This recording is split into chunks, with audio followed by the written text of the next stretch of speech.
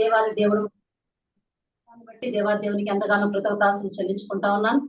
అలాగే మన ప్రభువును రక్షకుడైన యేసుక్రీస్తు నామంలో మరి చేరి కూడి వచ్చిన ప్రతి ఒక్క బిడ్డకు కూడా నా హృదయపూర్వక వందనాలు తెలియజేసుకుంటా ఉన్నాను. మొదటిగా మరి నాకు ఈ సమయాన్ని ఇచ్చిన మరి వెంకటరావు గారికి అలాగే యోగ గారికి కూడా నా హృదయపూర్వక వందనాలు తెలియజేసుకుంటా ఉన్నాను. మరి వాక్యాల్లోకి వెళదాం. యెషయా గ్రంథం 59వ అధ్యాయం 2వ వచనాన్ని ధ్యానించుకున్నట్లయితే,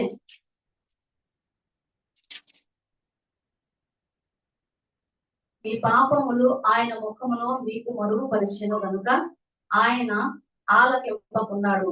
పరిశుద్ధ వాక్యం దేవుడు దీవించి ఆస్వాదించును గాక. ఆత్మదేవుడు ప్రతి ఒక్క బిడ్డతో మాట్లాడును గాక.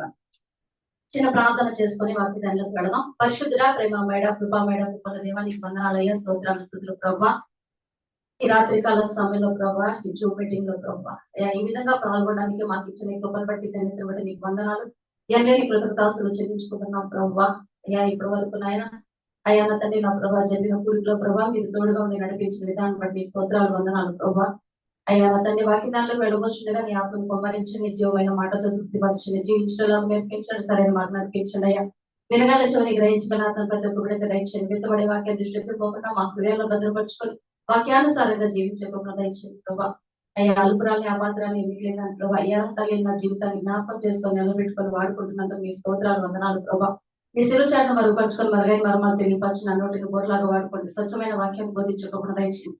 ఈ పరిశుద్ధాత్మ శక్తితో అభిషేకంతో ఆత్మతో ప్రభా ఈ నామం మీ మా దగ్గర వాడుకోవడానికి మీరే సహాయం చేస్తున్నారు. అయ్యా చెల్లి కూడా వచ్చిన ప్రతి ఒక్క బిడ్డ కూడా మీరు దీవించి ఆశ్రయించిన ప్రతి ఒక్క బిడ్డ కూడా సంధించండి, గద్దించండి, సరైన వారు నడిపించి పరలోక రాజు వారసత్వాన్ని పొందుకునే తెచ్చుకోండి. యేసు పరిశుద్ధ నామం మీకు దరివడి కొంచెం నాపై పరలోక తండ్రి ఆమేన్. హల్లెలూయా. ప్రియమైన బిడ్డలారా, ఇక్కడ మనం చాలా విషయాల్లో మరి చాలా శ్రమలు అనుభవిస్తాం, కష్టాలు అనుభవిస్తూ ఉంటాం, బాధలు అనుభవిస్తూ ఉంటాం. అయితే మరి నా ప్రార్థన దేవుడు ఆలకించట్లేదని మనం చాలా సార్లు అనుకుంటూ ఉంటాం. బాధలు కష్టాలు వచ్చినప్పుడు ప్రార్థన చేసినప్పుడు దేవుడు ఖచ్చితంగా ప్రార్థన ఆలకిస్తాడు. అయితే ప్రార్థన ఎందుకు ఆలకించట్లేదు అనే విషయాలు ఈ రాత్రికాల సమయంలో దేవుడు నా హృదయంలో 3 విషయాలు దేవుడు జ్ఞాపకం చేశాడు. కాబట్టి మరి ఆ 3 విషయాల గురించి రాత్రికాల సమయంలో మనం ధ్యానించుకుందాం.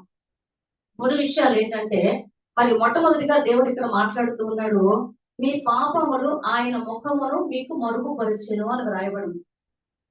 నిజమే కదా. దేవుని దగ్గరకు వచ్చిన వాళ్ళు ఎవరైనా సరే మరి దేవుని సన్నిధానాల్లో పాపాన్ని ఒప్పుకొని విడిచిపెట్టాలి. ఎప్పుడైతే పాపాన్ని ఒప్పుకొని విడిచిపెడతామో దేవుని యొక్క కృపా కనికరాలు మనం పొందుకోగలుగుతాం. అందుకే దేవుడు వాక్యంలో సెలవిస్తున్నాడు కదా, సామెతల గ్రంథం 28:13లో రాయబడి ఉంటుంది, అతిక్రమంలో దాచిపెట్టువాడు వర్ధిల్లడు, వాటిని ఒప్పుకొని విడిచిపెట్టువాడు కనికరము పొందుకుంటాడని వాక్యం సెలవిస్తా ఉంది. మరి మన జీవితంలో కూడా మరి మన జీవితంలో శోధనలు, కష్టాలు, బాధలు వచ్చినప్పుడు మరి దేవుడు నా ప్రార్థన ఆలకించట్లేదు అని మనం అనుకుంటున్నాం. కానీ మరి ప్రార్థన ఎందుకు ఆలకించట్లేదు అనే విషయాన్ని మనం ఆలోచన చెయ్యం. నిజంగానే మరి ఇశ్రాయేలు జనాంగం బానిసత్వంతో మగ్గిపోతూ ఉన్నప్పుడు, బాధపడుతూ ఉన్నప్పుడు మరి వారి ప్రార్థన అంతా కూడా దేవుడు ఆలకించాడు. దేవుడు ఆలకించి ఇశ్రాయేలు జనాంగాన్ని మరి మోషే ద్వారా బయటికి నడిపించినప్పుడు మరి ఎర్ర సముద్రం అడ్డుగా వచ్చింది. ఫరో సైన్యం తరుగుతూ ఉంది. వాళ్ళు అనుకుంటా ఉన్నారు, మోషేని సనగడం మొదలు పెట్టారు. ఏమంటున్నారంటే, మోషే ఐగుప్తు దేశంలో మాకు సమాధులు లేవని ఇక్కడ దాకా తీసుకొని వచ్చావా, మేము అక్కడే మనం అయిపోయి వాళ్ళం కదా అని చెప్పేసి మోషేని సనగడం మొదలు పెట్టారు వీళ్ళంతా. మరి ఆ మోషేని సనుగుతూ ఉన్నారు, గొడుగుతూ ఉన్నారు, కానీ వాళ్ళు చేయాల్సిన పని ఏంటి? ప్రార్థన చెయ్యాలి. దేవుడు మరి ఎంతో ప్రేమించి అనేక విధాలుగా మరి అన్ని 10 తెగుళ్ళు తెప్పించి మరి ఇశ్రాయేలు జనాంగాన్ని బయటికి నడిపించినప్పటికీ కూడా వాళ్ళు సనగడం, కొనగడం మొదలు పెట్టారు. ఈ రోజు మన జీవితాల్లో కూడా చాలా మంది చేసే పని ఏంటంటే, నా జీవితంలో చాలా శోధనలు వస్తున్నాయి, బాధలు వస్తున్నాయి, కష్టాలు వస్తున్నాయి, కన్నీళ్ళు వస్తున్నాయి, నా శోధన అసలు తొలగిపోవటం లేదు, కానీ నా ప్రార్థన దేవుడు ఆలకించట్లేదు అని ఆలోచన చేస్తాము. కానీ దేవుడు ఎందుకు మన ప్రార్థన ఆలకించట్లేదు అనే విషయాన్ని మనం ఆలోచన చెయ్యం. నిజంగానే ప్రియమైన బిడ్డలారా, ఒక విషయాన్ని జ్ఞాపకం చేసుకోండి. మరి బురద పూసుకున్న బిడ్డ ఉంటే ఆ బిడ్డను మనం ఎత్తుకొని ముద్దాడతామా? ముద్దాడలేం కదా. ఎప్పుడైతే బురద పూసుకొని బిడ్డ వస్తే ఆ బిడ్డనంతా చక్కగా క్లీన్ చేసిన తర్వాత మనం ఎత్తుకొని ముద్దాడు. అదే విధంగా దేవుని సన్నిధికి వచ్చిన మనం అంటే ఒకప్పుడు మన జీవితం ఏంటంటే పాపపు జీవితం, చీకటి జీవితం. ఒకప్పుడు మీరు చీకటిలో జీవించారు, ఇప్పుడు ఆశ్చర్యకరమైన వెలుగులోకి నడిపించబడ్డారని వాక్యం సెలవిస్తా ఉంది. అదే విధంగా ఒకప్పుడు మనం చీకటిలో జీవిస్తున్న మన జీవితాల్లో మరి పాపాన్ని ఒప్పుకొని విడిచిపెట్టాలి దేవుని సన్నిధికి వచ్చిన తర్వాత. ఆ మురికినంతా మనం వదిలేసుకున్న తర్వాత మాత్రమే దేవుడు మన ప్రార్థన ఆలకిస్తాడు. ఆ మురికినంతా అలాగే పెట్టేసుకొని దేవుడు నా ప్రార్థన ఆలకించాలి అంటే అది కుదరని పని. కాబట్టి మరి దేవుడు మన ప్రార్థన ఆలకించాలని మనం ఆలోచన చేస్తున్నాం, కానీ 3 విషయాలు దేవుడు ఈ రాత్రికాల సమయంలో మనతో మాట్లాడబోతున్నాడు. దేవుడు మన ప్రార్థన ఆలకించాలి అంటే మన జీవితంలో తీసివేసుకోవాల్సిన ఈ 3 విషయాలు దేవుడు మనకి జ్ఞాపకం చేస్తా ఉన్నాడు. మొట్టమొదటిగా జ్ఞాపకం చేస్తా ఉన్నాడు, పాపమును లక్ష్యము చేయవద్దు అంటున్నాడు. ఏమంటున్నాడు ప్రియమైన బిడ్డలారా? పాపాన్ని ఏం చేయమంటున్నాడు? లక్ష్యము చేయవద్దు అని ఇక్కడ కీర్తనల గ్రంథంలో దావీదు మహారాజు ఒక మాట అంటూ ఉంటాడు కదా.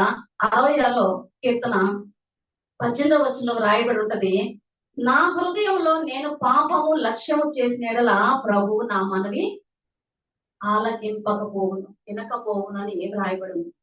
నిజమే కదా? మన జీవితంలో మరి పాపము చేస్తే ప్రభు మన ప్రార్థన, మన మనవులు ఆలకించను. మనం ఎంత శోధన వచ్చినా, ఎంత బాధ వచ్చినా మరి ఆ బాధని, శోధని అనుభవించాలి తప్ప మన ప్రార్థన దేవుడు ఖచ్చితంగా ఆలకించడు. మన ప్రార్థన ఆలకించాలి అంటే మన మన హృదయంలో ఉన్న పాపాన్ని మనం ఏం చేయాలి? విసివేసుకోవాలి. ఎప్పుడైతే పాపాన్ని తొలగించుకుంటామో అప్పుడు మన జీవితంలో దేవుని యొక్క కార్యాలు మనం పొందుకోగలుగుతాం. అందుకే దేవుడు సెలవిస్తూ ఉన్నాడు, కీర్తనల గ్రంథం 145వ అధ్యాయం 18వ వచనం రాయబడి ఉంటుంది కదా. చదువుకుందాం. కీర్తనల గ్రంథం 145వ అధ్యాయం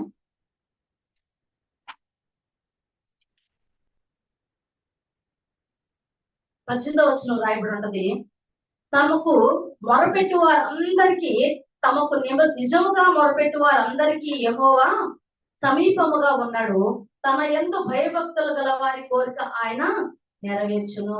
హల్లెలూయా, హల్లెలూయా. ప్రియమైన బిడ్డలారా, ఇక్కడ నిజంగానే తనకు మొరపెట్టు వారందరికీ, ఆయనకి నిజముగా మొరపెట్టు వారందరికీ కూడా ఆయన ఎలా ఉన్నాడంట? సమీపముగా ఉన్నాడు. నిజంగానే మా జీవితంలో కూడా చాలా విషయాల్లో, చాలా శోధనలతో, చాలా బాధలతో ఇబ్బంది పడుతూ ఉన్న సమయంలో మరి మొరపెట్టుకుంటే దేవుడు కార్యాలు జరిగించాడు.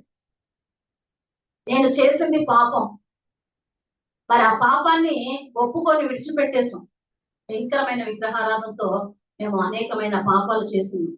ఆ పాపాన్ని ఎప్పుడైతే ఇది పాపం అనే విషయాన్ని గ్రహించిన తర్వాత ఆ పాపాన్ని దేవుని సన్నిధిలో ఒప్పుకొని దాన్ని ఎప్పుడైతే విడిచిపెట్టేసామో, విసర్జించేసామో అప్పుడు మా ప్రార్థన ఆలకించడం మేము చూసాం.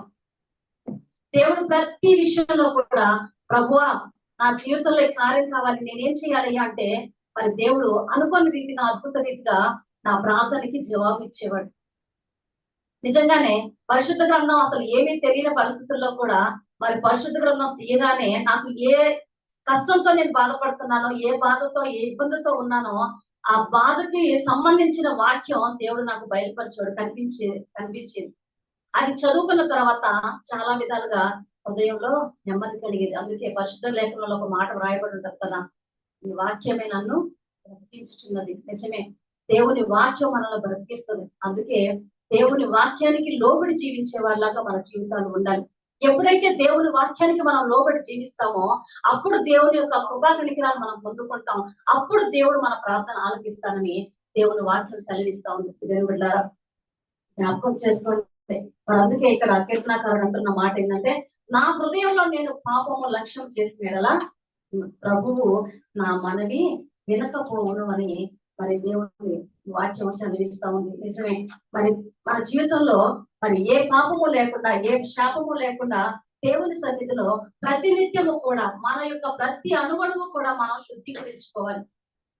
మనం ఎప్పుడైతే శుద్ధీకరించుకుంటూ ఉంటామో, యేసయ్యా నా జీవితంలో నా కన్నుల ద్వారా, నా హృదయం ద్వారా, నా చేతుల ద్వారా, నా పాదం ద్వారా, నా ప్రతి ఒక్క అవయవం ద్వారా నీకు విరోధమైనది ఏదైనా నేను చేస్తున్నానేమో దాన్ని నా నుండి తొలగించు ప్రభా, నేను తీసివేసుకోవాలి ప్రభా అని దేవుని సన్నిధిలో మనం ఎప్పుడైతే మన యొక్క ప్రతి అవయవంలో రక్త ప్రోక్షణ దయచేస్తూ మనం ఎప్పుడైతే ప్రార్థన చేయడం మొదలు పెడతామో మన యొక్క పాపాన్ని దేవుడే జ్ఞాపకం చేస్తాడు.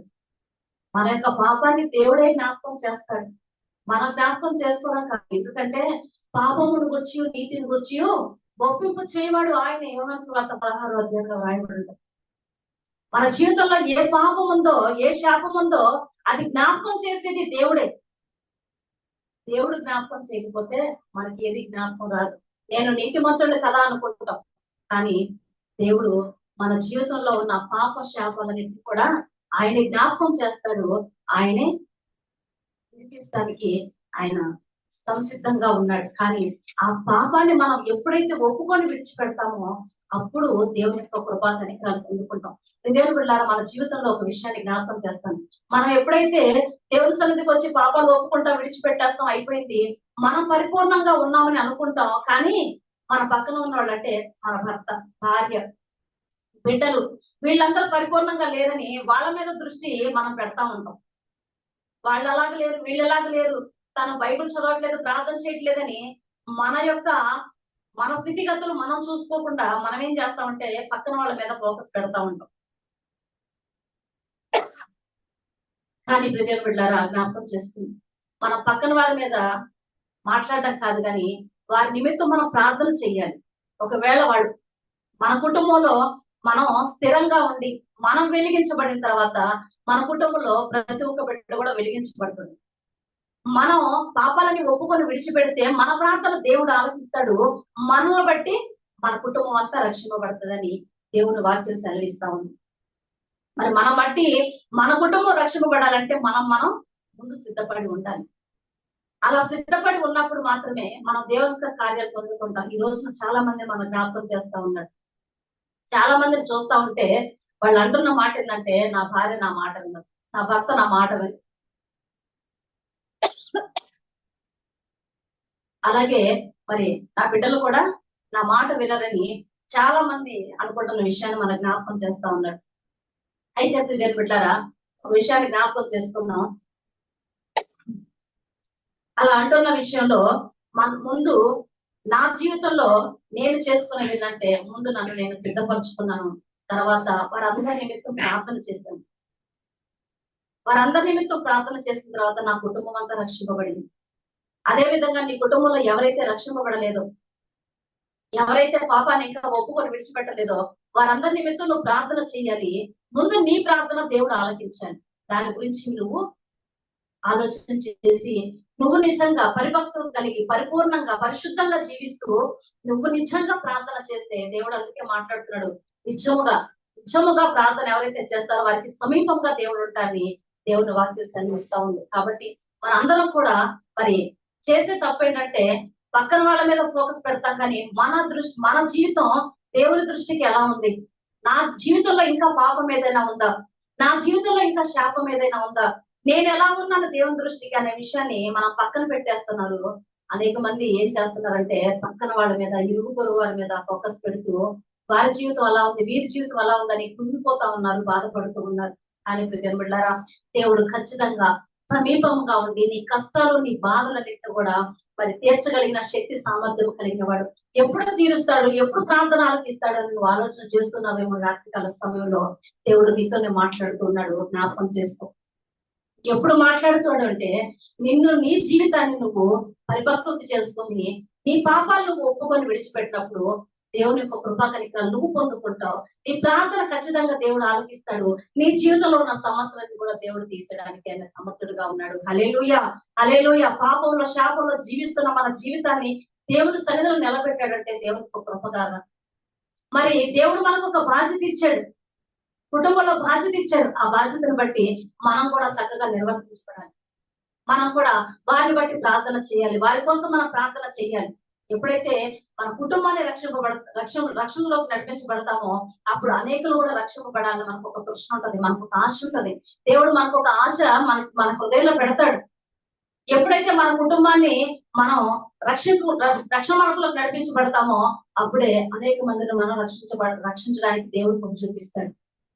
అదే విధంగా మొట్టమొదటిగా మన జీవితంలో దేవుని ప్రార్థన ఆలకించాలి అంటే మన జీవితంలో ఏముండకూడదంటే పాపాన్ని మన జీవితంలో ఉంచుకోకుండా తీసివేసుకోవాలని దేవుడు మాట్లాడుతున్నాడు. అలాగే రెండవదిగా మనం జ్ఞాపకం చేసుకున్నట్లయితే బిడ్డారా, మనకి విరోధ భావం అనేది క్రైస్తవ జీవితంలో ఉండకూడదు. విరోధులు అనేది మన క్రైస్తవ జీవితంలో ఎవరికి ఎక్కడా కూడా ఉండకూడదు. ఎవరినైనా సరే సమాధానం కలిగి మాట్లాడాలి. విరోధం అనే జీవితంలో మనకి ఉండనేకూడదని దేవుడు వాక్యం సెలవిస్తూ ఉంది. అందుకే దేవుడు మాట్లాడుతూ ఉన్నాడు కదా. మత్తయి సువార్త 5వ అధ్యాయం 44వ వచనాన్ని ధ్యానించుకున్నట్లయితే ఇక్కడ రాయబడి ఉంటది. మత్తయి సువార్త 5వ అధ్యాయం 44వ వచనం. నేను మీతో చెప్పున్నదేమనగా, మీరు పరలోకమందున్న మీ తండ్రికి కుమారులై ఉండినట్టు మీ శత్రువులను ప్రేమించండి, మిమ్మల్ని హింసించు వారి కొరకు ప్రార్థన చేయండి. హల్లెలూయా, హల్లెలూయా. నిజంగానే ప్రియమైన బిడ్డారా, దేవుణ్ణి నమ్ముకున్న మనం మరి దేవుణ్ణి ఎరగని వారు మరి మన జీవితంలోకి వచ్చి ఏదైనా సరే శోధన వేదన మరి పెడుతూ ఉన్నప్పుడు, బాధ పెడుతూ ఉన్నప్పుడు, మనల్ని ఇబ్బంది పెడుతూ ఉన్నప్పుడు, మీరు ఏ ఉద్యోగాల్లో ఎక్కడెక్కడ ఉన్నారో మరి అక్కడైనా సరే ఏదైనా సరే మనకు వ్యతిరేకత వచ్చింది అంటే వారి కోసం మనం ఏం చేయాలి? ప్రార్థన చెయ్యాలి. వారిని మనం ప్రేమించాలంట. ఎప్పుడైతే వారిని మనం ప్రేమిస్తామో మరి వారి కోసం మనం ప్రార్థన చేస్తామో మనకి శత్రువులుగా ఉన్న వారందరినీ కూడా దేవుడు ఏం చేస్తాడు? మిత్రులుగా చేస్తాడు. అందుకే యేసు ప్రభు వారు ఈ లోకంలో మానవాళిగా ఈ లోకానికి వచ్చి ఆయన హింసింపబడలేదా, దూషింపబడలేదా? ఆయన ఎన్నో బాధలు అనుభవించాడు, ఎన్నో కష్టాలు అనుభవించాడు. సర్వ మానవాళి కోసం ప్రాణ త్యాగం చేశాడు. ఇప్పుడు ఈ నాగరికాలలాగా దున్నిపోబడింది. అయినప్పటికీ కూడా ఆయన కల్వరిశిలో మరి మాట్లాడిన మరి అందరి కోసం మాట్లాడిన ప్రతి ఒక్క మరి మా మాట ఏంటంటే, మరి తండ్రి వీరేమి చేయించున్నారు వీరెరుగురు కనుక వీరిని క్షమించండి. అది క్రీస్తు హృదయం. అందుకే క్రీస్తు కలిగిన మనసు మీరు కూడా కలిగి ఉండండి అని దేవుడు వాక్యం సెలవిస్తా ఉంది. నిజంగానే ప్రియమైన బిడ్డారా, దేవుని దగ్గరకు వచ్చిన వాడు పాప క్షమాపణ ఒప్పుకొని విడిచిపెట్టేసిన తర్వాత దేవుని రక్షణ అనుభవంలోకి వచ్చిన తర్వాత కూడా చాలా మంది విరోధ భావాలు కలిగి ఉన్న వాళ్ళు చాలా మంది ఉంటున్నారు ఈ రోజు. చాలా మంది విరోధంగా మాట్లాడే వాళ్ళు ఈ రోజున చాలా మంది ఉంటూ ఉన్నారు. కానీ మనం ఎక్కడున్నప్పటికీ కూడా, ఎలా ఉన్నప్పటికీ కూడా మనం అందరితో కూడా సమాధానం కలిగి జీవించాలి దేవుని వాక్యం సెలవిస్తా ఉంది. అందుకే మనం అర్పణ అర్పించినప్పుడైనా సరే మరి అక్కడ మనకి ఎవరైనా విరోధులు ఉన్నారని మనకి జ్ఞాపకం వస్తే అర్పణ అక్కడ విడిచిపెట్టి మీరు వారితో సమాధానం కలిగి ఉండి మీరు అర్పణ అర్పించండి అని దేవుని వాక్యం సెలవిస్తా ఉంది. మరి అదే విధంగా మన జీవితంలో ఎవరితో కూడా విరోధ భావం అనేది ఉండకూడదని దేవుని వాక్యం సెలవిస్తా ఉంది. దేవుని బిడ్డలారా జ్ఞాపకం చేసుకోండి. నిజంగానే మరి ఒక క్రైస్తవ జీవితం జీవిస్తున్న మన జీవితంలో దినదినము కూడా దేవుడు పాఠాలు నేర్పిస్తూనే ఉన్నాడు. దినదినము కూడా మనల్ని పరిపక్వతలోకి పరిపూర్ణతలోకి నడిపించాలని దేవుడు ఆశపడుతూ ఉన్నాడు. ఎందుకు ఆశపడుతున్నాడు అంటే నా బిడ్డలు పాతాళంలోకి వెళ్లకుండా పరలోక రాజ్యానికి తీసుకుని వెళ్ళాలని ఆశ కలిగి ఆయన దినదినము మనతో మాట్లాడుతూనే ఉన్నాడు. మన జీవితంలో సరి చేసుకోవాల్సినవి అన్ని కూడా సరి చేసుకోవడానికి దేవుడు కృప చూపిస్తూ ఉన్నాడు. దేవుని వాక్యం వెల్లడవుతోడనే మన హృదయంలో ఉన్న మరి పాపాన్ని శాపాన్ని అంతటిని కూడా మనం ఒప్పుకొని విడిచిపెట్టేసి దేవుడు నడవలసిన మార్గాన్ని మనం నడిచినట్లయితే దేవుని యొక్క కృప ఉంటుంది. దేవుని యొక్క కనికరాలు మన మీద ఉంటవి. దేవుడు మన ప్రార్థన ఆలకిస్తాడు, మన ప్రార్థనకి జవాబిస్తాడు, మన కుటుంబాన్ని ఆశీర్వదిస్తాడు, మన జీవితాన్ని వెలిగిస్తాడు, అనేకులకు ఆశీర్వాదకరంగా దేవుడు మారుస్తాడు. మరి అటువంటి జీవితం కలిగి ఉండాలని దేవుడు ఎంతగానో ఆశపడుతున్నాడు. దేవుని బిడ్డలని జ్ఞాపకం చేసుకోండి. అందుకే మొట్టమొదటిగా దేవుడు మనతో మాట్లాడుతున్న మాట, పాపాన్ని లక్ష్య పెట్టొద్దు, పాపాన్ని నీలో ఉంచుకోవద్దని దేవుడు మాట్లాడుతూ ఉన్నాడు. అలాగే రెండవదిగా మనకి విరోధ భావం అనేది మన జీవితంలో ఉండనేకూడదని దేవుడు మాట్లాడుతూ ఉన్నాడు. అందుకే మరి మిమ్మల్ని హింసించే వారి కొరకు మీరు ప్రార్థన చెయ్యండి అని దేవుని వాక్యం సెలవిస్తా ఉంది. మీకు ఒకరి మీద ఒక విరోధం ఎవరి మీదైనా విరోధం ఉన్నప్పుడు మీరు నిలబడి ప్రార్థన చేయనప్పుడల్లా వారి నిమిత్తం ప్రార్థన చేయండి అని వాక్యం సెలవిస్తా ఉంది. నిజంగా మరి విరోధ భావం ఎవరైతే ఉందో, ఎవరైతే మనకు వ్యతిరేకంగా ఉన్నారో, మనం పోరాడుతున్నది అంధకార శక్తులతో.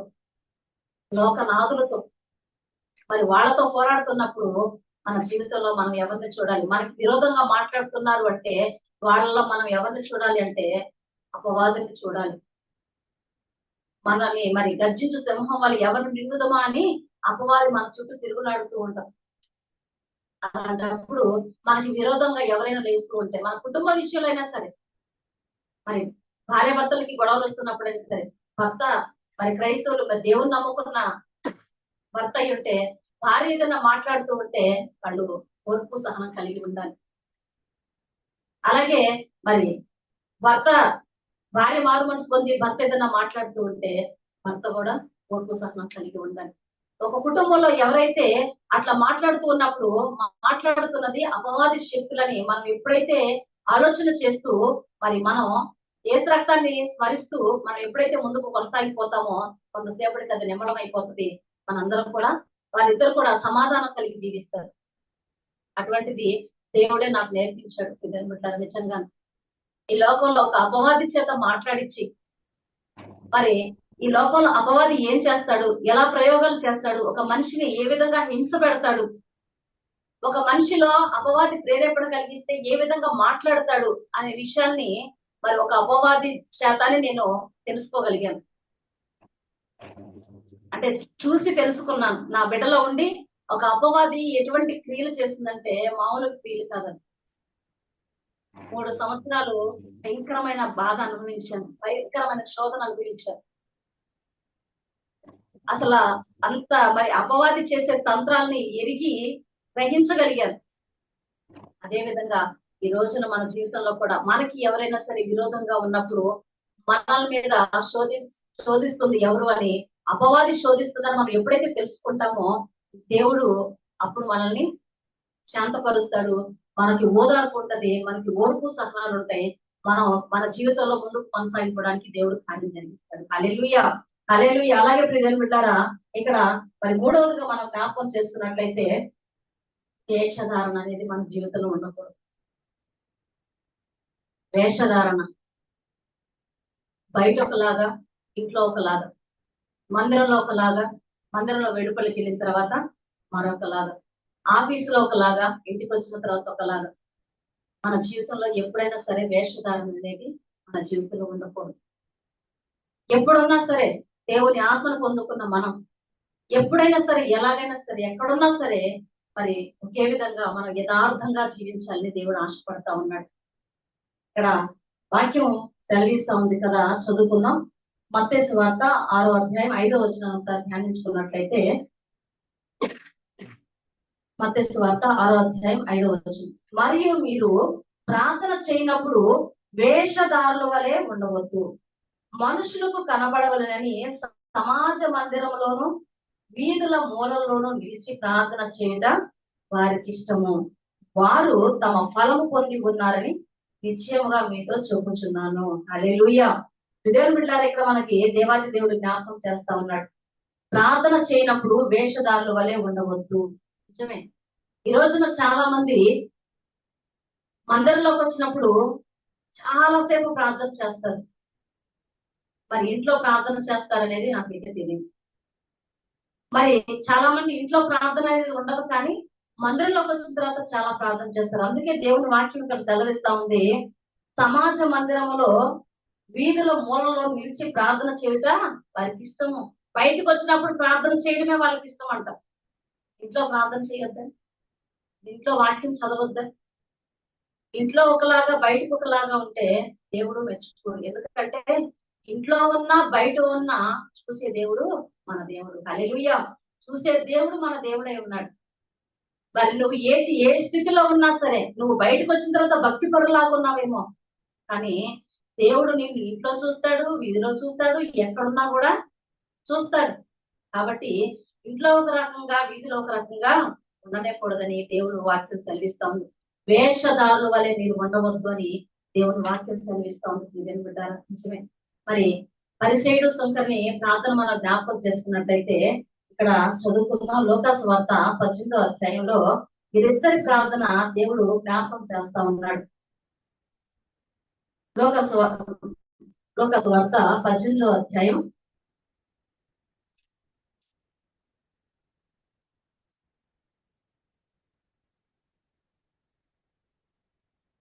ఇక్కడ 10వ వచనం నుంచి ధ్యానించుకున్నట్లయితే, ప్రార్థన చేయుటకై ఇద్దరు మనుషులు దేవాలయంలోకి వెళ్ళిరి. వారిలో ఒకడు పరిసయుడు, ఒకరు సుంకరి. పరిసయుడు నిలబడి, దేవా, నేను చోరులను, అన్యాయస్తులను, వ్యభిచారులైన ఇతర మనుషుల వలనైనను ఈ సుంకరి వలనైనను ఉండనందుకు నీకు కృతజ్ఞతాస్తులు చెల్లించుచున్నాను. హల్లెలూయా. ఏం ప్రార్థన చేస్తున్నాడు ఇక్కడ పరిసయుడు? చోరులాగా, అన్యాయస్తులాగా, వ్యభిచారులాగా, ఇతరుల మనుషుల వలె కాకుండా ఈ సుంకర్లాగా కూడా నేను లేనందుకు నీకు కృతజ్ఞతాస్తులు చెల్లించుతున్నానయ్యా అని ప్రార్థన చేస్తా ఉన్నాడు పరిస్థితి. సుంకరేం ప్రార్థన చేస్తున్నాడు? దేవా, సుంకరి దూరముగా నిలుచుండి ఆకాశం వైపు కన్నులెత్తుటకైనను ధైర్యము చాలక రొమ్ము కొట్టుకొనొచ్చు. దేవా, పాపినైన నన్ను కరుణించమని పలికెను. హల్లెలూయా. ఎందుకంట సుంకర్ ఏం మాట్లాడుతున్నాడు? సుంకర్ ఏం ప్రార్థన చేస్తున్నాడు? దేవా, పాపినైన నన్ను కరుణించయ్యా. ఎవరి గురించి అయినా మాట్లాడా? ఎవరి గురించి అయినా ప్రస్తావించాడా? లేదు. దేవుడు ఎవరి ప్రార్థన ఆలకించాడు? సుంకరి ప్రార్థన ఆలకించాడు. పరిసయుడు మరి అదే పనిగా ప్రార్థన చేస్తున్నాడు. వాళ్ళలాగా వీళ్ళలాగా, వీళ్ళలాగా వాళ్ళలాగా అని ప్రార్థన చేస్తున్నాడు. కానీ తన జీవితం దేవుని దృష్టికి ఎలా ఉందనే ప్రార్థన మర్చిపోయాడు. నేను ఒక పాపిని అన్న విషయాన్ని జ్ఞాపకం చేసుకోలేదు. కానీ బిడ్డారా, మన ప్రార్థన కూడా అందుకే దేవుని వాక్యం సెలవిస్తా ఉంది. తను తాను తగ్గించుకున్నవాడు హెచ్చింపబడును, తను తాను హెచ్చింపబడినవాడు తగ్గించబడని వాక్యం సెలవిస్తా ఉంది. మన జీవితంలో ఎంత ఉన్నప్పటికీ కూడా, ఏం చేస్తున్నప్పటికీ కూడా మన జీవితంలో మనం తగ్గించుకొని జీవించాలి. ఎల్లవేళలో కూడా మరి యోహాను, మరి బాప్తిస్మ ఇచ్చి యోహాను యేసు ప్రభు అంతటి వారికి మరి బాప్తిస్మ ఇచ్చాడు. మరి నేను యేసు ప్రభు అంతటికి వారికి బాప్తిస్మ ఇచ్చాను కదా అని మరి ఎంతో గర్వపడాలి. లెక్క ప్రకారం మనం మనుషులంగా, మనం అయితే ఈ లోక పరంగా ఇప్పుడున్న పరిస్థితిని బట్టి అయితే మనం అయితే గర్వపడతాం. ఇంకా అసలు ఎన్నో మరి టీవీ నైన్కి, ఛానళ్ళకి ఇచ్చేసేస్తాం, నేను అంత దేవుడికి నేను మరి బాప్తిస్మ ఇచ్చానని. కానీ మరి యోహాన్ అంటూ ఉన్నాడు, ఆయన చెప్పులు వారు విప్పడానికైనా పాత్రని కాను, నేను తగ్గవలసి ఉన్నది, ఆయన హెచ్చవలసి ఉన్నదని దేవుని వాక్యం సెలవిస్తా ఉంది. మరి యోహాన్ భక్తులు మాట్లాడుతూ ఉన్నాడు. ఈ రోజున మన జీవితం ఎలా ఉంది? మనల్ని మనం తగ్గించుకుంటున్నామా? మనల్ని మనం హెచ్చించుకొని మాట్లాడుతూ ఉన్నామా? నీకు ఎంత ఉన్నప్పటికీ, ఈ లోకంలో ఎంత స్థితిగతులు ఉన్నప్పటికీ కూడా దేవుని దృష్టికి మనం ఎలా ఉన్నామా అనేది మనం ఎల్లవేళలా కూడా క్షణము, నిమిషం కూడా మనం పరిశీలన చేసుకుని జీవించినప్పుడు మాత్రమే మన జీవితం పరిపక్వతలోకి వస్తుంది. మనం పరలోక రాజ్య వారసత్వాన్ని పొందుకోగలం. ఈ లోకం యాత్రా స్థలం. ఈ లోకంలో ఎంత ఉన్నప్పటికీ కూడా ఇది వ్యర్థమే. నిజంగా దేవుడు మన కోసం, సర్వ మానవాళి కోసం ఆయన పరానంతటిని కూడా విడిచిపెట్టేసి ఈ లోకానికి వచ్చి మన నిమిత్తం మనం ఎలా జీవించాలో మనకి నేర్పిస్తూ 33.5 సంవత్సరాలు ఆయన జీవించాడు, మనకి బోధించాడు, మనం ఎలా జీవించాలో నేర్పించాడు. ఆయన తిరిగి మరలా ఆరోహణమయ్యి ఇప్పుడు కూడా పరిశుద్ధాత్మ ద్వారాగా మన మధ్యలో సంచరిస్తూ మనతో మాట్లాడుతూ ఉన్నాడు, మనల్ని సరిచేస్తూ ఉన్నాడు, మనకి బుద్ధి చెప్తూ ఉన్నాడు.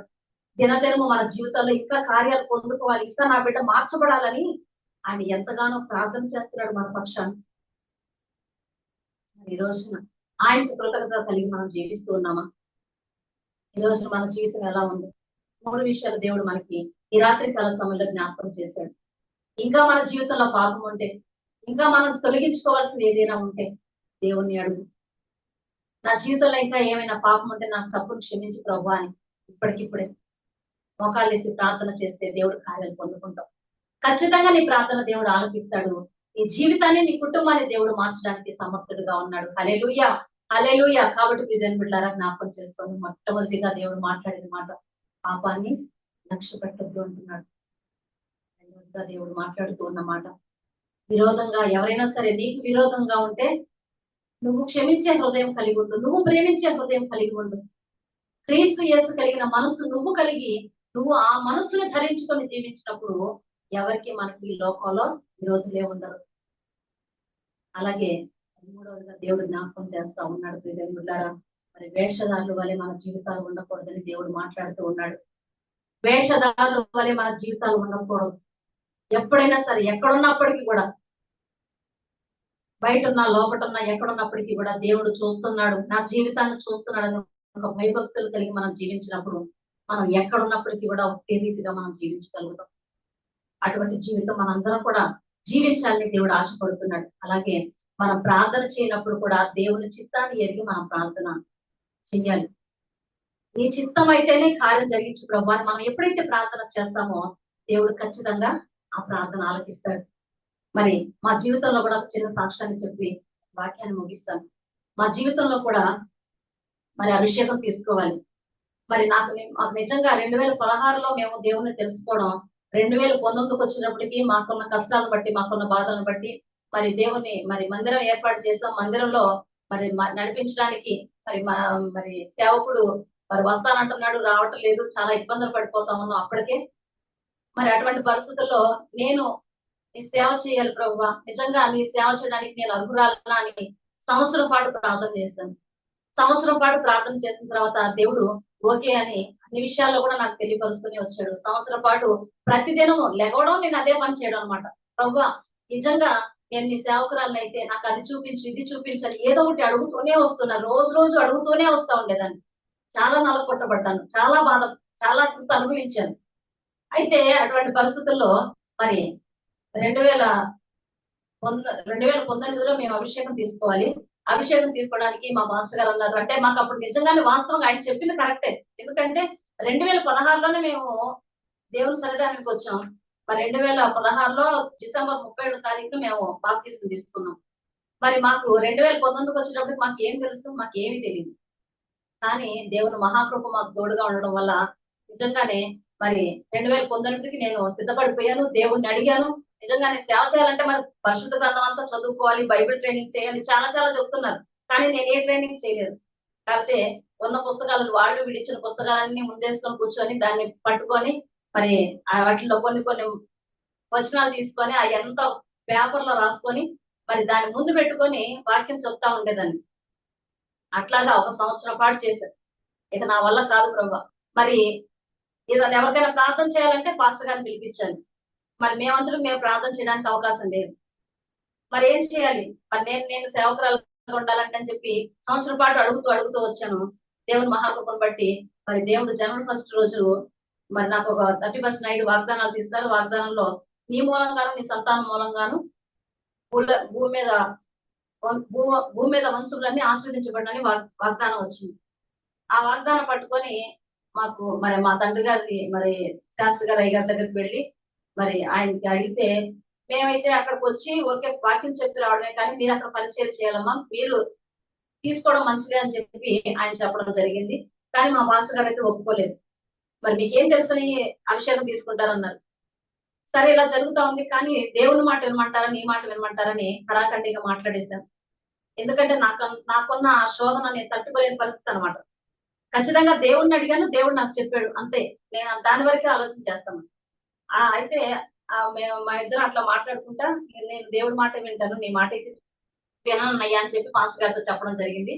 తర్వాత సరేనమ్మా మీ ఇష్టం అని చెప్పేసి అన్నారు. మరి దేవుని మహాకృపను బట్టి చాలా అంటే అటహాసంగా మేము జరిగించుకున్నాం. చెప్పాలంటే వాస్తవంగా చాలా మంది పాస్టర్లను పిలిచాం, మరి బంధుమిత్రులు, రక్త సంబంధికులు అందరిని పిలిచాం. అయినప్పటికీ నా హృదయంలో ఒక బాధ, అసలు నిజంగా నేను సేవకురాలినా, నిజంగా నేను అభిషేకం తీసుకోవడం నీకు ఇష్టమేనా అని చెప్పేసి ఒక తృష్ణ కలిగి ఉన్నాం. మేమిద్దరం కూడా మరి అభిషేకం తీసుకోవడానికి సిద్ధపడ్డాం. కానీ నాకు పాస్టర్ గారు అలా చెప్పడం వల్ల నిజంగా నాకేమీ తెలియదు కదా, మరి బైబిల్లో ఎక్కడ ఏముందో కూడా నాకు తెలియదు, మరి నేను నిజంగా సేవ చేస్తానా, మరి ఏం పరిస్థితి అని చెప్పేసి నేను ఒకటే ప్రార్థన చేసేదాన్ని, ప్రభా నీ చిత్తం అయితేనే, నేను ఎంత ఖర్చు పెట్టినా సరే, అంత ఖర్చు అయిపోయినా నాకు పర్వాలేదు, కానీ నీ సేవ చేయాలంటే నీ చిత్తం మాత్రమే జరగబడాలి, చిత్తం అయితేనే మాకు అక్కడ అభిషేకం జరిగించడానికి సహాయం తెచ్చే ప్రభు అని మళ్ళీ అడగడం మొదలు పెట్టాను. లాస్ట్ కి ఇంకా అభిషేకం తీసుకుంటాం అన్నా కూడా మరి నాకు అప్పుడు కూడా సంశయమే, నాకు నిజంగా మరి దేవుడు అభిషేకం ఇస్తున్నాడా లేదా, మరి దేవుని చిత్తం ఉందా లేదా, నిజంగా నా స్వర్ణీయాల ప్రకారం నేను తీసుకుంటున్నానా ఏంటి ప్రభు అని ఎడతా కూడా ప్రార్థన చేసుకున్నా, నీరు గార్చి ప్రార్థన చేసుకున్నా. మరి ప్రార్థన చేసుకున్న తర్వాత అక్కడికి వెళ్ళాము. నిజంగా అద్భుత రీతిగా, ఆశ్చర్య రీతిగా దేవుడు అభిషేకం ఇచ్చి మరి ఈ రోజు దేవుడు వాడుకోవడం జరిగింది. హల్లెలూయా, హల్లెలూయా. నిజంగానే ప్రియమైన బిడ్డారా, మరి దేవుడు ఖచ్చితంగా మన ప్రార్థన ఆలకించేవాడు, మన మనవులు ఆలకించేవాడు, మన జీవితంలో ఏదైనా సరే చేయగలిగిన శక్తి సామర్థ్యం కలిగిన వాడు. ముందు మన జీవితాన్ని మనం మార్చుకుంటే మన కుటుంబ జీవితం కూడా, మన భవిష్యత్ అంతా కూడా మార్చబడుతుందని దేవుని వాక్యం సెలవిస్తా ఉంది. ముందు మనం పరిపక్వం కలిగి ఉండాలి. అనేకులను రగించే వాళ్ళగా మన జీవితాలు ఉండాలి దేవుడు ఆశపడతా ఉన్నాడు. కాబట్టి మన జీవితంలో ఇంకా మరి మనం ప్రార్థన చేయనప్పుడల్లా దేవుని చిత్తాన్ని ఎరిగి మనం ప్రార్థన చేస్తే దేవుని యొక్క కార్యాలు మనం ఖచ్చితంగా పొందుకోగలుగుతాం. అదే విధంగా చాలా మంది మరి దేవుని వాక్యం సెలవిస్తా ఉంది కదా, ఒక చోట మాట్లాడుతూ ఉంటాడు. యాకోబు రాసిన పత్రిక 4వ అధ్యాయం 3వ వచనంలో రాయబడి ఉంటది, మీరు అడిగినను మీ భోగముల నిమిత్తము వినియోగించుటకై దురుద్దేశముతో అడుగుదురు గనక మీకేమీ దొరకటలేదు. దురుద్దేశంతో అడిగితే దేవుడు ఏది మనకి చేయడు. కాబట్టి మనం దురుద్దేశంతో అడగకుండా మన జీవితంలో ఏది కావాలన్నా, ప్రభువా నీ చిత్తం అయితే కార్యం జరిగించు, నీ చిత్తం అయితే కార్యం జరిగించని ఈ రోజు నుంచి నువ్వు నిజంగా ప్రార్థన చేయడం మొదలుపెట్టు. ఏదైతే నీ జీవితంలో కష్టంగా ఉందో, ఏదైతే నీకు బాధగా ఉందో, మరి ఏ సమస్య నువ్వు అధిగమించలేకపోతున్నావో, ఏ సమస్యతో కొట్టుమిట్టాడిపోతూ ఉన్నావో, ఈ రాత్రికాల సమయంలో నిజంగా మరి ఇప్పుడు నిజంగా మోకాళ్ళేసి నిజంగా ఇది నీ చిత్తం అయితే కార్యం జరిగించు ప్రభువా, నువ్వు నిజంగా ప్రార్థన చేయగలిగినట్లయితే ఆయన సమీపముగా ఉండి ఈ ప్రార్థన ఆలకిస్తాడు, నీ మనవులు ఆలకిస్తాడు, నీ జీవితంలో కార్యాలు చేస్తాడు. నువ్వు నిజంగా అనేకులకి ఆశీర్వాదంగా దేవుడు నిన్ను మారుస్తాడని దేవుడు మాట్లాడుతున్నాడు. సహోదరి సహోదరుడా జ్ఞాపకం చేసుకోండి. నిజంగా మన జీవితంలో చాలా విషయాల్లో మరి మరుగులు పడిపోయి ఉన్నాం. ఒక క్రైస్తవ బిడ్డలుగా మనం జీవిస్తున్నాం, కానీ ఇంకా జీవించే విధానాన్ని మనం సరిగా తెలుసుకోలేకపోతున్నాం, సరిగా వినియోగించుకోలేకపోతున్నాం. కాబట్టి దేవుడు రాత్రికాల సమయంలో మన ప్రార్థన ఆలకించడానికి మన జీవితంలో మనం తీసివేసుకునే కొన్ని విషయాలు దేవుడు 3 విషయాలు జ్ఞాపకం చేశాడు. మన జీవితంలో ఏ పాపం ఉంటే దాన్ని తొలగించుకో, అలాగే విరోధ భావం ఎవరి మీదైనా ఉంటే వారిని క్షమించు, ప్రేమించు, వారి కోసం ప్రార్థన చేయి. అలాగే మరి 3వదిగా దేవుడు జ్ఞాపకం చేస్తున్న మాట మనం జ్ఞాపకం చేస్తున్నాం, వేషధారుల వల్ల మన జీవితం ఉండకుండా మన జీవితంలో మరి పరిపూర్ణంగా పరిపక్వంగా దేవునికి ఇష్టకరంగా మనం జీవిద్దాం. బయట ఉన్న లోపల ఉన్న ఎక్కడున్నప్పటికీ కూడా ఒకే రీతిగా యథార్థమైన జీవితాన్ని జీవిద్దాం. దేవుని చిత్తాన్ని అడిగి మనం ప్రార్థన చేద్దాం. దేవుడు ఖచ్చితంగా మన ప్రార్థన ఆలకిస్తాడు, మన మనవులు ఆలకిస్తాడు. మన జీవితంలో కార్యాలు చేయడానికి ఆయన సమర్థుడుగా ఉన్నాడు. ఎందుకంటే నిన్ను నన్ను సృజించిన దేవుడు శక్తిమంతుడు, సర్వాంతర్యామి. ఆయన నీ కోసం నా కోసం ప్రాణం పెట్టాడు. మన ప్రాణం పెట్టేంత ప్రేమ చూపించిన దేవుడు మన జీవితంలో కార్యాలు జరిగించడం ఖచ్చితంగా జరిగిస్తాడు. ఎప్పుడు జరిగిస్తాడు అంటే యథార్థంగా మనం జీవించినప్పుడు దేవుడు ఖచ్చితంగా కార్యాలు జరిగిస్తాడు. మన చిత్తం మన ఆలోచన చొప్పున కాకుండా దేవుని చిత్తాన్ని ఎప్పుడైతే ఎరిగి మనం ప్రార్థన చేస్తామో, మరి నీ చిత్తం అయితే నీ కార్యం జరిగించు ప్రభువా అని దేవుని చిత్తానికి మనం ఎప్పుడైతే అప్పగించుకుంటామో దేవుని యొక్క కార్యాలు మనం పొందుకోగలుగుతాం. ఖచ్చితంగా మన జీవితంలో కార్యాలు చేస్తాడు. ఆయన ప్రార్థన ఆలకిస్తాడు, ఆయన మనవులు ఆలకిస్తాడు.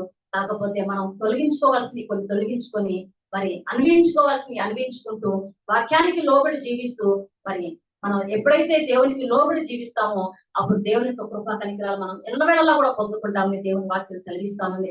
కాబట్టి మనందరం కూడా ఈ రాత్రికాల సమయంలో విన్న వాక్యాన్ని బట్టి అందరూ కూడా ప్రార్థన చేద్దాం. కొద్ది మాటలు దేవుడు దీవించి ఆస్వాదించను గాక. ఆత్మదేవుడు మరి ప్రతి ఒక్క బిడ్డని స్పందించి గద్దించి సరైన మార్గంలో నడిపించబడును గాక. ఆమేన్. అందరూ కూడా చిన్న ప్రార్థన చేసుకుని అందరూ కూడా ప్రార్థన చేసుకుందాం. ఉన్న పళంగా నిజంగా ఈ రాత్రికాల సమయంలో దేవుడు మనతో మాట్లాడిన రీతిగా అందరూ కూడా ప్రార్థన చేద్దాం. ఎవ్వరు మౌనంగా ఉండవద్దు. చూసిన ప్రతి ఒక్క బిడ్డ కూడా ప్రార్థన చేద్దాం. నిజంగానే దేవాది దేవుడు మన జీవితంలో ఎన్నో కార్యాలు జరిగించాలని ఆశపడుతూ ఉన్నాడు. ఆయన ఆశీర్వాదం ఇవ్వడానికే మనల్ని మరి దేవుని సన్నిధిలో నడిపించాడు. దేవుని యొక్క శ్రేష్టమైన మాటలు వినిపిస్తూ ఉన్నాడు. ఈ రాత్రికాల సమయంలో అందరూ కూడా ప్రార్థన చేసుకుందాం. అందరూ కూడా ప్రార్థన చేద్దాం. ఎవరు మౌనంగా ఉండవద్దు. నిన్న వాక్యాన్ని బట్టి అందరం ప్రార్థన చేద్దాం. పరిశుద్ధ ప్రేమ మైడ కృపణ జీవ ఈ బంగారు పాదాలు పొందనాలు అయ్యా, ఏం లేని కృతజ్ఞతలు చెల్లించుకుంటున్నాం ప్రభా. ఈ రాత్రికాల సమయంలో ప్రభా జూమ్ లో పాల్గొనడానికి ఇచ్చిన కృపను బట్టి దాన్ని కూడా నీకు వందనాలు, స్తోత్రాలయ్యా. మీరు మాట్లాడిన ప్రతి ఒక్క మాటను బట్టి నీకు స్తోత్రాలు, వందనాలు ఇస్తాయా. మాతో మాట్లాడిన ప్రతి ఒక్క మాటను బట్టి నీకు స్తోత్రాలు, వందనాలు తెలియజేసుకుంటున్నాం ప్రభా. అయ్యా నా తండ్రి, నా ప్రభా అయ్యా 3 విషయాలు ప్రభా మా జీవితంలో అయినా అయ్యా నీకు విరోధంగా ఉన్న వాటిని ప్రభా తొలగించుకోమని రాత్రికాల సమయంలో మాట్లాడున్నారు నాయన. ఒకసారి జ్ఞాపకం చేసుకోండి ప్రభా. అయ్యా నా తండ్రి, నా ప్రభా మా పాపాన్ని మేము ఒప్పుకొని నాయన విడిచిపెట్టినప్పుడు ప్రభా మా ప్రార్థన ఆలకిస్తారని సెలవిస్తున్నారు ప్రభా. నీకే స్తోత్రాలు, వందనాలు ఇస్తాయా. అలాగే నా తండ్రి, నా ప్రభా మా జీవితంలో ప్రభా మాకు విరోధ భావమైన ఎవరి మీదైనా ఉంటే ప్రభా వాటన్నిటిని తొలగించుకొని ప్రభా వారిని ప్రేమించి వారిని క్షమించి ప్రభా వారి కోసం ప్రార్థన చేసే ప్రభు మాకు దయచేయండి అయ్యా. అలాగే నా తండ్రి, నా ప్రభా వేషధారణ వల్లే ప్రభా మా జీవితాలు ఉండకుండా నాయన అయ్యా అతని వాక్యానికి లోబడి జీవించుకోమని మాకు దయచేయండి ప్రభా. అయ్యా వారిని వీరిని కాకుండా ప్రభా, అయ్యా మా ముందు మమ్మల్ని మేము సరి చేసుకునే కృపను మాకు దయచేయండి ప్రభా. ఈ వాక్యం ద్వారా ప్రభా, అయ్యా మమ్మల్ని మేము సరి చేసుకుంటూ ప్రభా నీ నామ మహిమార్థంగా మీరు జీవించుకోమని దయచేయండి అయ్యా. అయ్యా నా తల్లి జూమిటల్లో పాల్గొన్న ప్రతి ఒక్క బిడ్డను కూడా మీరు దీవించండి, ఆశ్రదించండి ప్రభా. వారి జీవితంలో ఉన్న కష్టాలు నాయన కన్నీటిని తొలగించండి ప్రభా. వారి జీవితంలో ఏదైతే అవసరంలో ప్రభా, వారి అవసరాలను తీర్చబడలాగా సహాయం తెచ్చింది ప్రభా. అలాగే నా తండ్రి నా ప్రభా గారిని ప్రభా, అలాగే నా వెంకట్రావు గారిని కూడా జ్ఞాపకం చేసుకోండి ప్రభా. వారు చేసిన పరిచయాన్ని దీవించండి, వారి కుటుంబాన్ని దీవించండి, వారి బిడ్డలు దీవించండి ప్రభా. అయ్యా నా తండ్రి నా ప్రభా, వారి కుటుంబాలు ప్రభా ఇంకా నిండాలుగా దీవించబడలాగా సహాయం తెచ్చండి ప్రభా. అనేకులను ప్రభా ఆత్మీయులకు నడిపించబడడానికి సాధనాలుగా పాత్రలుగా బిడ్డలు వాడుకోండి ప్రభా. సహాయం దయచేయడానికి స్తోత్రం తండ్రి, స్తోత్రాలు వేస్తాయా. అయ్యా విత్తబడిన వాక్యాన్ని ప్రభా ప్రతి ఒక్క హృదయం నూరింతల ఫలితాలను దయచేసి ప్రభా. అయ్యా నీ నామ మహిమార్థకరంగా ప్రతి ఒక్క బిడ్డ జీవించలాగా సహాయం తెచ్చుకోమని, నీ చిత్తం నీ ప్రాణ బిడ్డలు అందరి పక్షాన్ని నెరవేర్చమని యేసు పరిశుద్ధ నామమున మీ ప్రేమను తడిగి పెట్టుకొని నామ పరలోకపు తండ్రి. ఆమేన్. అందరికీ వందనాలండి. ఆమేన్. పూర్తిగా మీరు మాట్లాడినట్లు మీకు వందనాలు చెల్లిస్తున్నాను తండ్రి. మా జీవితంలో నాయన మొదటగా ఏ పాపము లేకుండా పరిశుద్ధంగా పవిత్ర రీతిగా జీవించాలని తెలియజేశారు. రెండోదిగా నాయన మాలో ఎలాంటి విరోధ భావం ఉండకూడదు నాయన.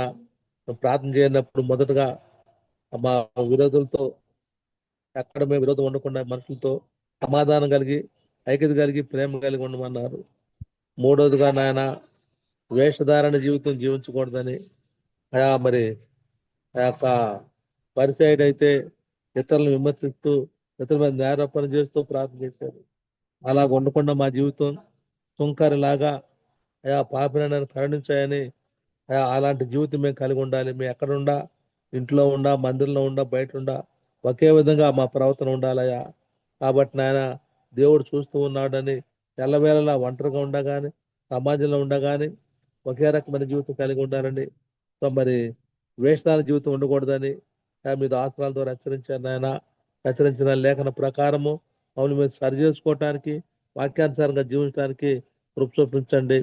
అంతేకాదా ఈ రాత్రి మేము మీ ఆస్త్రాలు హెచ్చరించిన ప్రకారంగా మీ చిత్తానుసారంగా ప్రార్థన చేయటానికి ప్రభు మాకు నేర్పించండి. వాక్యవేత్తల మీద మరి వాక్యమైన ప్రతి ఒక్కరిని కూడా పేరు పేరు మీరు జ్ఞాపం చేసుకోండి. మంచి నాళ్ళ వెత్తబడిన వాక్యం దురంతంగా ఫలిస్తుంది. మా అందరి హృదయాల్లో వాక్యం ఫలించి వాక్యానుసారంగా సరి చేసుకొని యోగ్యత కలిగి పరిశుద్ధి కలిగి జీవించే కృప దయచేయండి. వాక్యవేత్తల మీద ఆసురాలని సేవకురాలను ఇంకా బహుగా అభివృద్ధిపరచండి. అనేక ఆత్మలను రక్షణ నడిపించడానికి మీ పరిచయను విజయవంతంగా కొనసాగటానికి కూడా మరి సంఘ సరిహద్దులను కూడా విశాలపరచమని ప్రార్థిస్తున్నాను తండ్రి. ఇంకా విరివిగా దాసరాలు వాడబట్టడానికి కూడా కృప చూపించండి. ఈ జూమ్ ప్రేయర్లో మరి నడిపిస్తున్నటువంటి వెంకటరావు గారి కుటుంబాన్ని కూడా ప్రభు దీవించండి. వారి ద్వారా అనేక మంచి సేవకులను తీసుకొచ్చి మాకు వాక్యం ప్రకటిస్తున్నందుకు వందనాలు. అలాగే యోబు గారి కుటుంబాన్ని కూడా ప్రార్థిస్తున్నాను తండ్రి. వారి సమస్యలు కూడా పరిష్కరించండి. వారి డ్యూటీలో రాకపోకల్లో సహాయం చేయండి. ఈ జూమ్ ప్రేయర్లో ఉన్న ప్రతి ఒక్కరిని పేరు పేరు మీరు దర్శించండి. వారి హృదయ వాచన చేర్చండి. ఎవరు ఎందు నిమిత్తం పాల్గొన్నారో వారి అవసరతలను ఎరిగిన దేవుడు. అన్నిటికంటే ముఖ్యంగా నాయన మీరు రాకడ బహు సమీపం కనుక మీరు ఎప్పుడు వచ్చినా మీ ఎత్తబడే సారథుల సంఘంలో సభ్యులుగా ఉండినట్లు అందరినీ సిద్ధపరచమని ఇదిగో నాయన ముందున్న సమయాన్ని మీ చేతులు అప్పగించుకుంటూ నజరేయుడైన యేసయ్య పుణ్యనామములో అడిగి వేడుకొంచున్నాం తండ్రి. ఆమేన్.